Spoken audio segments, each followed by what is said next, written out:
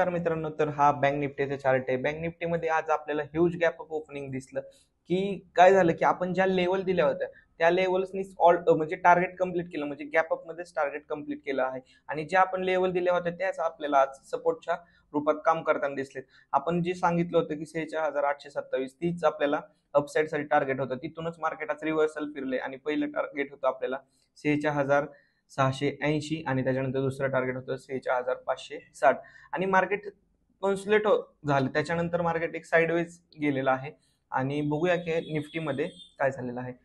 निफ्टीमध्ये पण same as it is की मार्केट गॅप अप ओपन झाल्यामुळं जे आपण लेवल सांगितलं त्या अपसाईड साठी टार्गेट त्या लेवल्सनी सगळं काम केलेलं आहे. म्हणजे पहिलं टार्गेट होतं की आपल्याला 21,937, त्याच्यानंतर 21,977 आणि 22,023 असे टार्गेट्स होते आपले, ते गॅप अप ओपनिंग मध्ये कंप्लीट झालेले आहेत. तर बघूया की उद्या मार्केटमध्ये काय होऊ शकतं. तर बँक निफ्टीने क्लोजिंग दिलेलं आहे 46,684.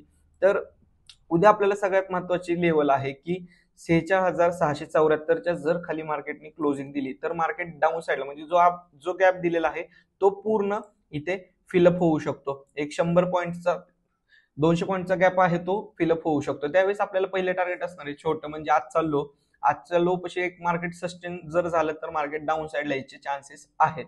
तर 46,565 पहिले टार्गेट असणार आहे. सेकंड टार्गेट असणार आहे 46,354. त्याच्यानंतर लास्ट टार्गेट असणार आहे 46,261. आणि जर समजा मार्केट याच्यावरतीच एक सस्टेन राहिलं 46,720 तर पहिलं टार्गेट असणार आहे, एक छोटंसं टार्गेट असणार आहे आपलं की 46,824.